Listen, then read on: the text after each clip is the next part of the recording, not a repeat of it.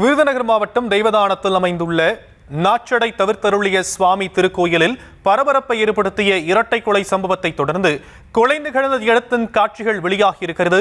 மேலும் உண்டியலில் வெறும் 5000 ரூபாய் மட்டுமே இருந்திருக்கும் என கூறப்படும் நிலையில் பணத்திற்காக மட்டுமே இந்த கொலை நிகழ்ந்திருக்க வாய்ப்பில்லை என்ற சந்தேகம் கிளம்பியிருக்கிறது. இது குறித்த விவரங்களை நம்முடைய செய்தியாளர் மாரிராஜ் நேரலையில் வழங்க கேட்கலாம்.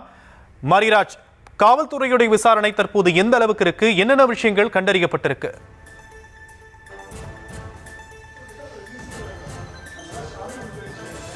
வணக்கம் ஷியாம். விருதுநகர் மாவட்டம் ராஜபாளையம் அருகே உள்ள ஊர் தேவதானம்.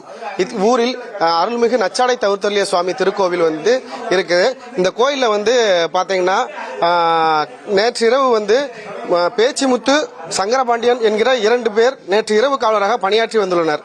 இந்த நிலையில் நேற்று காலை 7 மணி அளவில் பகல் நேர காவலர் மாடசாமி என்பவர் இரவு நேர காவலாளிகளை பணி மாறுதல் செய்ய வந்தபொழுது இரவு நேர காவலாளிகள் இருவரும் பலத்த வெட்டுக்காயங்களுடன் கோவில் உண்டியல் உடைக்கப்பட்ட நிலையில் கோவில் கொடிமரத்தர் அடியில் இரத்த வெள்ளத்தில் கிடந்துள்ளனர். இதனை கண்ட மாடசாமி உடனடியாக நிர்வாகத்திற்கும் காவல் நிலையத்திற்கும் தகவல் தெரிவித்துள்ளார்.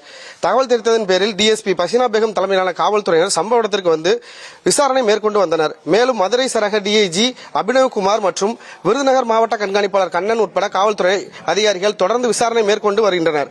இதனைத் தொடர்ந்து மதுரை சரக இந்து நிலைய அறத்துறை ஆணையாளர் மாரியப்பன் சம்பவ இடத்திற்கு ஆய்வு செய்து விசாரணை மேற்கொண்டு வருகின்றனர். மேலும் இந்து முன்னணி கட்சி விருதுநகர் மாவட்ட தலைவர் யுவராஜ் உள்ளிட்டோர் சம்பவம் குறித்து காவல்துறை அதிகாரிகளுடன் விளக்கம் கேட்க தற்பொழுது கோயில் வளாகம் முன்பு காத்திருக்கின்றனர். ஷியாம்.